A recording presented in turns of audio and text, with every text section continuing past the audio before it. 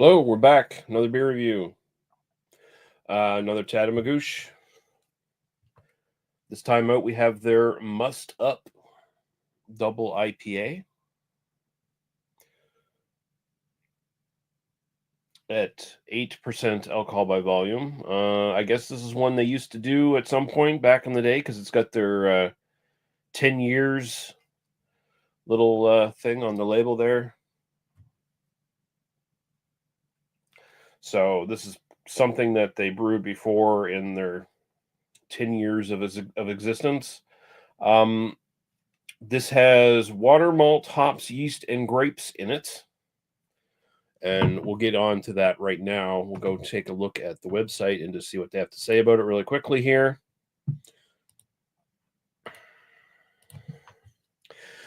Get ready to get mussed up. Our double IPA brings a fresh twist and bold fusion of juicy grapes and aromatic hops straight from Australia.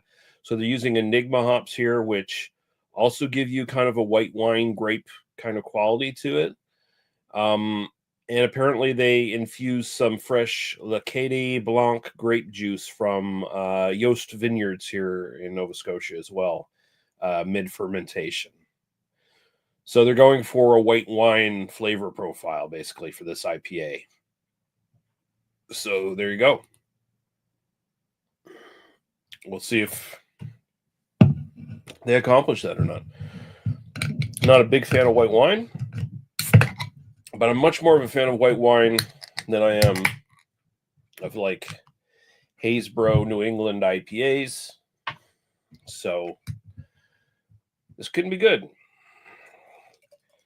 Because honestly, a lot of times in like just sort of Belgian style ales, you'll get some similar flavors. Farmhouse ales as well, of course. So a good white wine kind of flavor profile can work in a beer very effectively if you do it the right way. So she's pretty pale. Honestly, kind of a pale yellow PP color. Kind of, that's just the way it tends to be sometimes. A nice little head going on there. A little bit hazy in there as well. Let's go with the aroma. Oh, yeah. Okay. You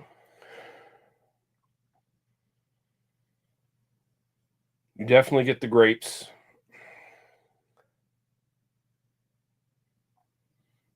I think they mentioned in the description that there's like kind of a rhubarb quality to this as well. And I'm definitely getting that. And if you're not familiar with what rhubarb is like, tends to smell very like earthy vegetal kind of thing. But when you taste it, it's much more of a like sour, like intense lemon kind of sourness when you actually eat a piece of rhubarb. And I'm definitely getting like a pretty big background note of like a kind of a rhubarb smell. There's a sort of underlying earthiness and sourness to it, which honestly is a very good combination with just this very white grape heavy kind of overarching thing. And there's also like a subtle little like just green leafiness in the aroma as well. So it's a fairly complex aroma on this, honestly. And it just overall, it's like some of this is coming from the hops, some of this is coming from the grape juice, of course. It's all combining really well to like give this big kind of white wine concept to the whole idea, and it seems to be pulling it off here so far. We'll see when we get more into the taste, and also it's still noticeably beer. That's the other important thing. You're smelling it, and you're not going, "Oh, this is just white wine." One of my big complaints with these sort of juicy Haysbro kind of IPAs that just smell and taste like juice, and then there's like nothing that distinguishes them as beer. And I don't know. When I drink beer, I want to drink beer. I want to know it's beer. And so far, they're not going like, oh, we're trying to simulate a white wine here or something like that. They're infusing it with those sort of flavor qualities, that sort of taste profile, but it's still noticeably beer on the nose. Still noticeably like malty, hoppy, that kind of thing. So far, so good. Let's go to the taste. Cheers.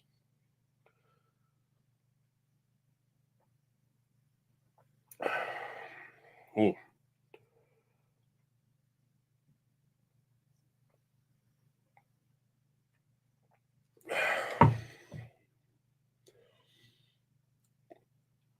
I think they nailed it.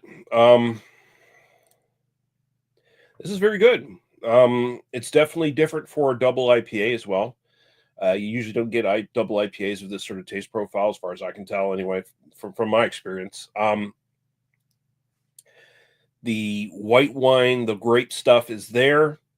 It actually starts to take a little bit of a back seat um, for the more earthy, leafy, green, and rhubarb sourness that is actually coming up in this.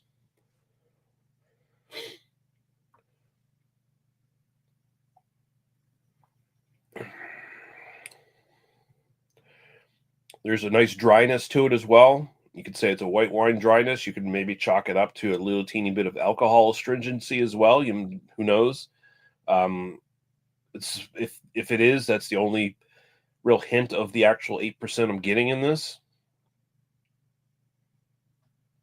Body is like upper light body to medium, somewhere around there. So it's drinking fairly smooth, but it's got a little bit of heft to it.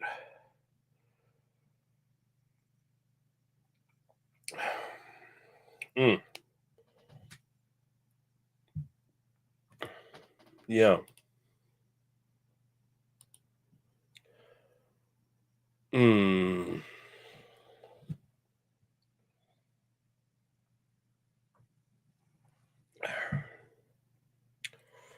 See what they say here. See what we're getting. If that's what they're saying on the taste profile here. Passion fruit, maybe. I don't know. But the rhubarb thing, okay, yeah, yep. They say hint of rhubarb. I say big note of rhubarb, honestly. It's very good. Rhubarb is not something I would eat on my own. Not a big fan of it, but like using it, and they're not using rhubarb, of course, but the fact that it has a note of rhubarb in the actual flavor, like rhubarb seems like it would be a good thing to use to get like an interesting, like citrusy sour kind of flavor. And of course, rhubarb's not a citrus, but like it has that puckering sourness that you get like from a lemon in rhubarb. So that can work really well in a beer.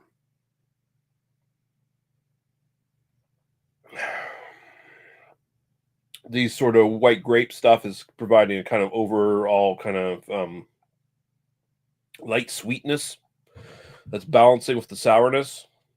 It finishes pretty dry, finishes pretty clean too.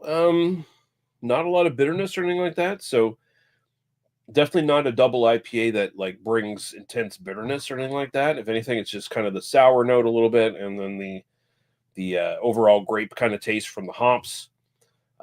That's kind of what you're getting here. You're getting more intense flavor than you're getting intense bitterness, but still a little bit there.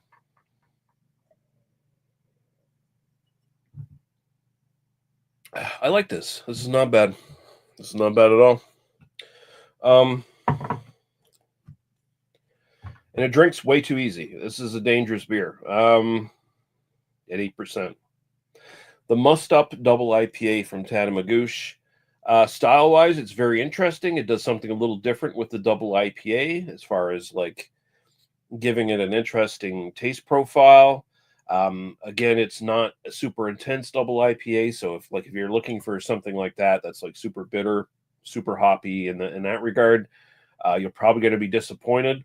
But if you're looking for just like a really interesting overall sort of flavor profile and aroma profile as well, This one brings it. It brings it really well. I'm going to give it an 8 for style. I think it's pretty good. I would try it again. Would buy it again, honestly. My own personal preference. Yeah, you know what? I'm going to throw an 8 at it as well. I like this quite a bit. Double 8s on this.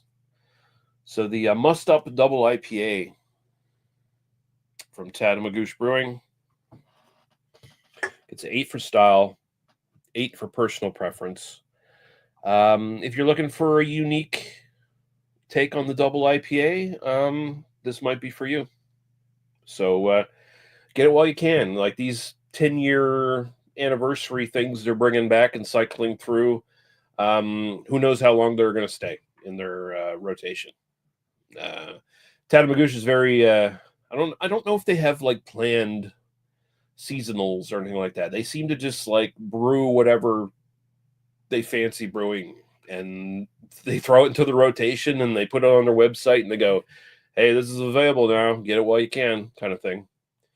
And outside of their core stuff that they do, like the Hippy Dippy and the Butcher Block and the North Shore Lager Ale or whatever. Outside of those like 3 or 4 core beers, they're just constantly rotating like another like 10 to 12 at any given time by the looks of things. So yeah, they always keep it interesting. And thank you for watching. And I might do one more review tonight. We'll see. Actually, no, I don't think I'm going to do it. That beer is too big.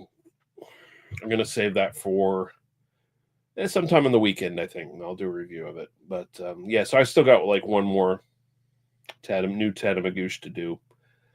And I'll do it on the weekend. I just kind of want to sit back and enjoy the rest of my night, I guess. Been a rough day. So yeah, I'm going to disappear. We'll see you again when we see you. Bye-bye.